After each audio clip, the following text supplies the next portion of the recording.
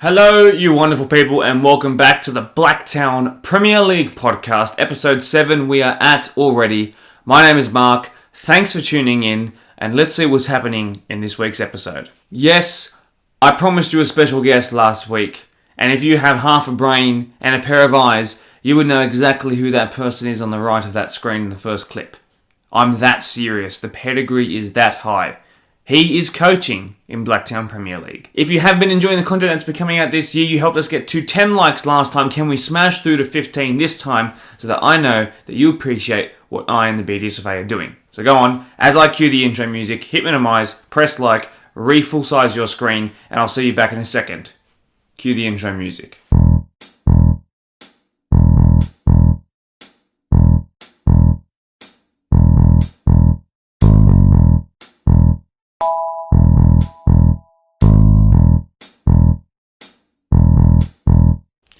Rooney fronts Riverstone revival.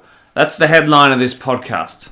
Yes, that's 52 goals and 68 Marconi appearances, Rooney. Yes, that's 14 and 21 for Blacktown City, Rooney. Locally born Sean Rooney is in our Premier League system. I don't want to delay any further. Results will come, highlights will come. Let's go chat to Sean Rooney and Riverstone. 2 wins, 2 losses, a great start to the season just outside the top 4 for Riverstone Schofields. The last time we spoke, it was not a great day on the match of the round. It was the heaviest loss in the history of the match of the rounds, although it is a short history to be fair. Yep. Now, they're already just about on the halfway point of making their points tally from last year. It is a pretty dramatic turnaround in just a couple of months, and we're here to talk about why that is. So, Steve Watkins, you're probably the best representation of that. What's inspired you into Golden Boot contention early on in the season?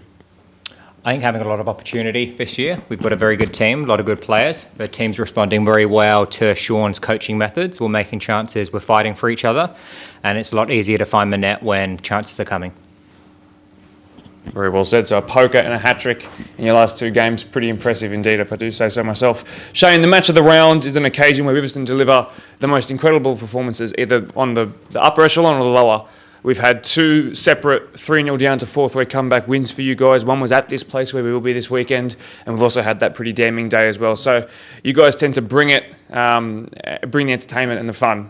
So, I've spoken to you about all the great things that are happening at all levels of your club. We spoke in pre-season about how great your numbers are this year. But what does it mean to have a fit and firing Premier League squad to sort of represent you guys on a grand scale?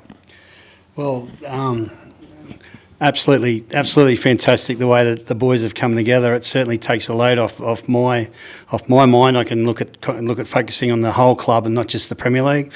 But they're a credit, this bunch that we've got this year. They're responding, working well with each other, bouncing off each other. They're all good mates too, which is something that it's something that's really building this season, and it's exciting, and we're looking forward to the rest of our season. Well, the moment we've been waiting for since round 1. Hello, Sean. Welcome to the podcast. Great to have you on here. What brings you to Blacktown District?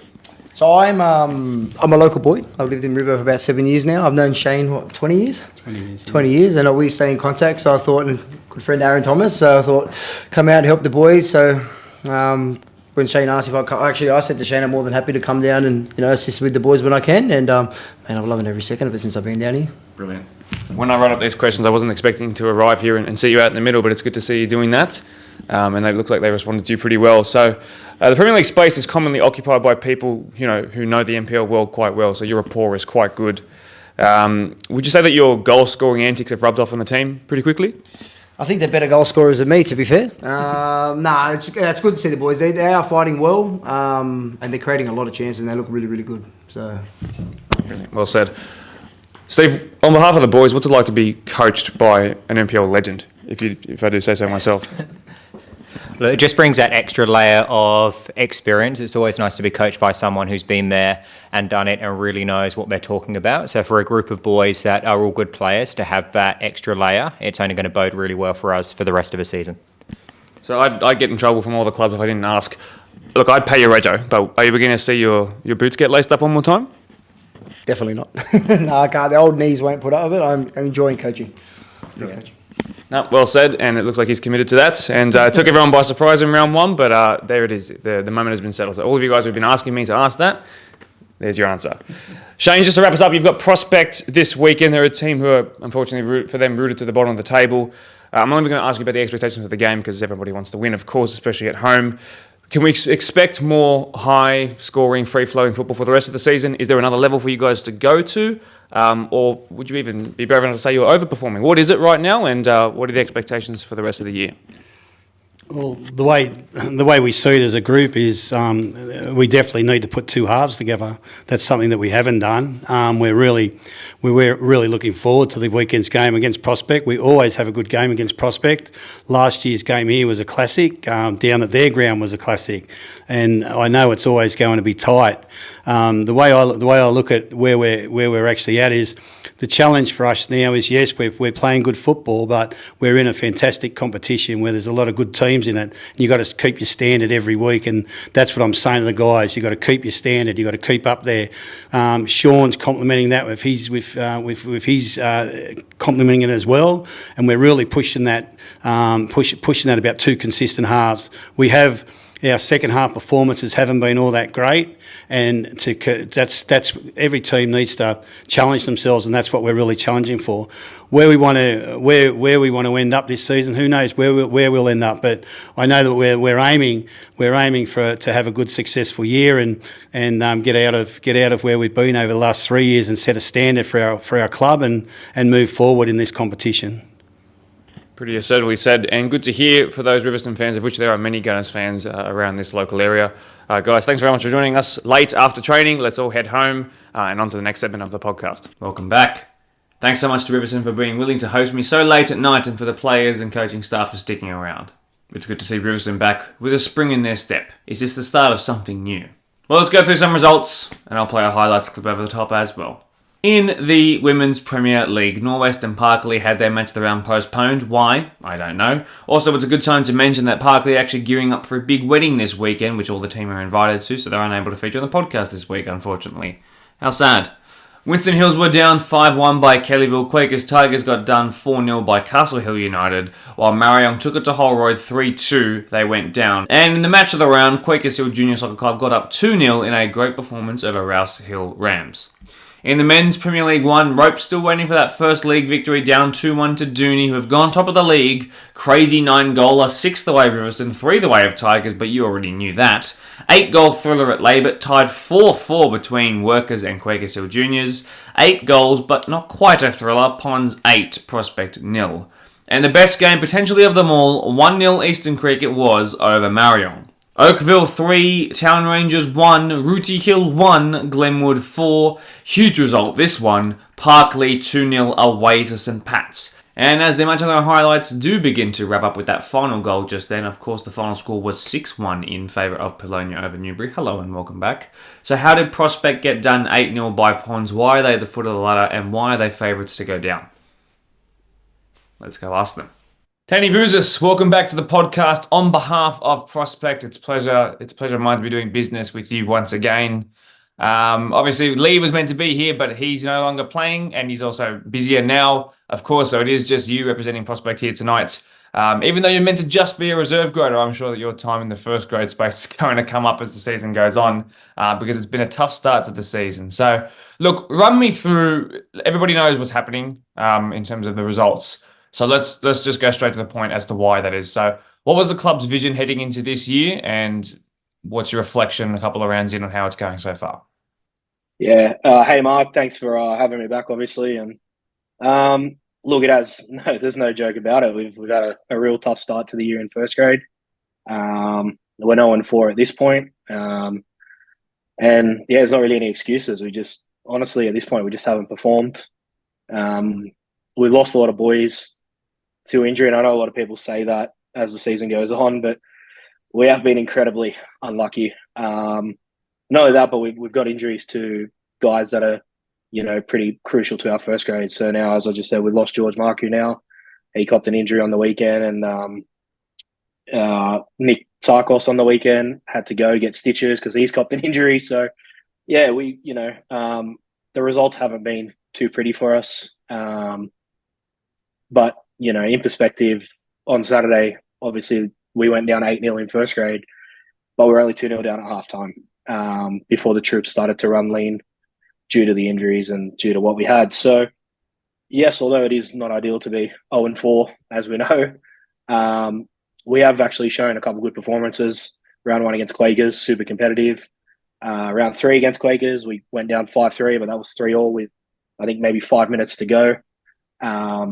Marion this year, I know they got beat by Krieg on the weekend, but as always, they just seem like a different animal. Their quality, and full credit to Pons, who took full advantage against us on the weekend. So, yeah, there's not much to say in that regard. We had a vision for a lot of younger kids to come through. The squad has been aging since we did get promoted, and a lot of those kids are coming through, but it is going to take time.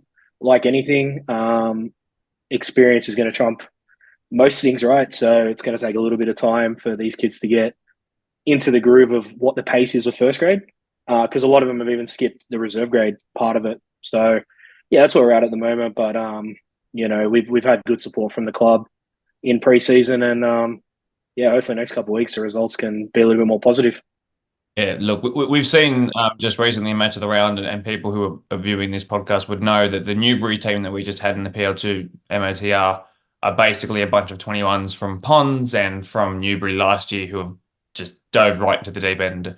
The lucky part for them is that they have less jeopardy in the PL2. For you guys, it's a bit more of a sort of a punch in the face, I guess you could say, if things don't sort of turn around. So it is really difficult to blood in those young kids. I know the reality is the best teams in the league are around that sort of late or mid to late sort of 20s age, and if you guys don't have that across the park, it's hard to be competing at the top. So is there a plan to start putting? Is it too early to say to start putting players into the reserve grade space and hoping for the best? Is there a plan to change around what's happening? It's also Lee's first year. It's not an easy first year. It's a real throw into the deep end. What is the plan? Yeah, so I mean, like you said earlier in the podcast, like I'm just primarily a player this year. I'm not really in on all of those decisions. I've left it to Pete and Lee and the club this year. But what I do know is we're not panicking. The worst thing you can do at a time like this is panic. First grade in the last 2 rounds against Quakers juniors, the green one, and Ponds, who were actually undefeated up until the weekend. We finally get a full team back, and we win 2 on the bounce. So the first 2 rounds we played pretty lean with a lot of the 21s boys backing up. But that reserve grade is obviously starting to gel, and that's going to help a lot because we know how important every point ends up in the club championship. So the reserve grade gelling and pulling results is a big thing. But on top of that, like always, as the season goes on, these older boys that are playing resis, as you know, same thing happened last year, will end up back in first grade, helping out, maybe not starting, but being part of the overall structure, and hopefully there being a little bit more stability to what's happening. But again, it's not through a lack of effort. Like these young blokes that have come into first grade, like they're running their hearts out, they're training hard. And like anything, when you basically put a new squad out there, it just takes time. If you look at the team from last year to this year, I think realistically there's maybe 4 people left in first grade that were there last year, and that's been our issue over the last couple of years, coming off 2022 when we had probably the best reserve grade team that's ever played in Premier League. I know we were in PL2, but that team would have gone close to winning PL1, and we had a very strong first grade, and then the team had a bit of a shuffle around. And, those sort of things are difficult when you're moving from PL2 to PL1. And, we did our best last year. I think we finished 8th in the club championship. And this year we kind of refreshed it. Lee, he's doing a good job. Like, other than the result against Marion and Pons, who are 2 sides that, let's be honest, have dominated it for the last decade. We've been there or thereabouts. And I think with time and with our numbers coming back, when the boys get healthy or they return, it's going to make a big difference. And with a few of those older boys stepping up to sort of stabilize it, I think, in a month's time, it'll be a very different story. Yeah. Yeah, look, the way that I see it, and just to wrap up, because we're hitting around that 5-minute mark now, is that you come up against Pons and Marion, who we know can just be ruthless against anyone, including against each other at times. So for me, there's no shame in that, because not necessarily expecting to get results there. But someone like Quakers Hill Tigers as well, who from years gone by, with the likes of Byron up top, they can just if they decide to turn it on one day, they can just turn it on and put 4 or 5 goals on you sometimes. And then Quakers Hill Juniors have been a surprise package. They score as many as they concede. It looks like it's going to be one of those kind of seasons for them of sort of right on 0 goal difference. But yeah, no, I certainly totally understand where you're coming from in terms of who you've faced, and as those players start to come back, it will be interesting. I think Riverstone is a really interesting prospect. Ignore the pun, because they can concede and they can also score. So it's kind of like Quakers in the way of, can you get on top of them on the night and win what's proving to be an early, pretty crucial 6-pointer. So wishing you the best of luck, because we don't want to be looking at this a prospect at the bottom throughout the entire season. We want to see you guys being competitive. But thanks for joining us so late at night on a random Wednesday. I really appreciate your time always, Danny. You're one of the good guys out there. So thanks for coming on, answering the tough questions, and I'm sure the audience appreciates it. Cheers, mate. Thank you. Well, that's what it was. Quakers Hill Tigers never ended up having their first match of the round of the Women's Premier League, or of their existence in the Women's Premier League, but that will change this weekend as they take on Parklea at Morgan Power Reserve, should they pull through okay. Let's go chat to the Tigers again. Segment 3 of the Blacktown Premier League podcast for episode 7. We're joined by Quakers Hill Tigers and Alana. Alana, 3 matches into the season. It's been a tough start for the Quakers girls, but as you guys said last time you guys were on, it was never going to be a cakewalk in your first season in the top division. So what have been some of the learnings from the first 3 games of this season? Definitely. I think it's been an exciting start of the season. Obviously, we're not getting the results that we're wanting for the start, but I think the biggest thing for us is this is a very new competition. None of us have played WPL before.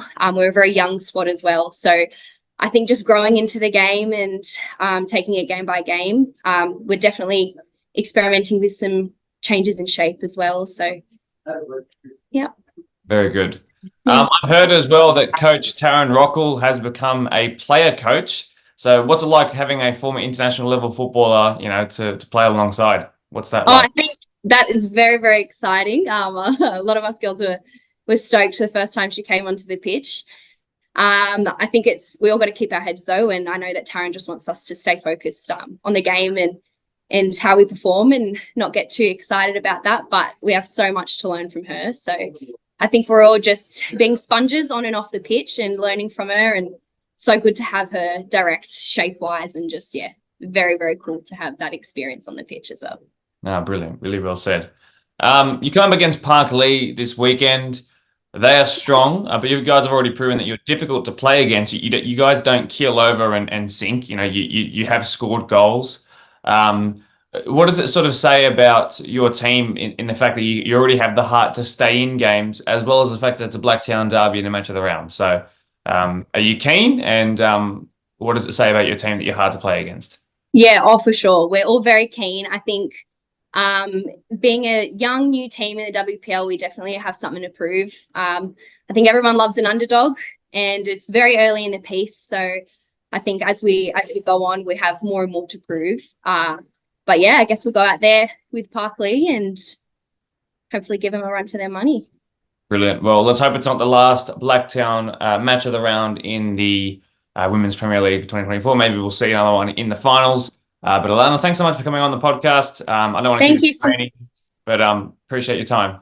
Thanks so much. Really hoping for Tigers' sake that they get to have their first match of the round and watch themselves back. Will be great as well to watch live on the match of the round. Taryn Rockall potentially running through the midfield as well. Yet to be seen. Heard she scored against Holroyd though. That is going to do it for episode 7 of the Blacktown Premier League podcast. A reminder, if you have enjoyed what you've seen, heard, and smelt, please remember to hit the like button and subscribe if you haven't already. A big thank you from the bottom of my heart for watching. I really do appreciate the guys who get to this point of the video. Those who click on at all, I really appreciate you guys. If you are enjoying the content, let me know that you're enjoying it. Don't text me. Press like when you minimize your screen, okay? That's how I know. We will see you live from Schofields Park 6 p.m. this Saturday night, and then we'll back it up at 3 p.m. the next day at Morgan Power Reserve as they take on the visiting Quakers Hill Tigers. Once again, my name is Mark DePoli. Hit like and cue the outro music.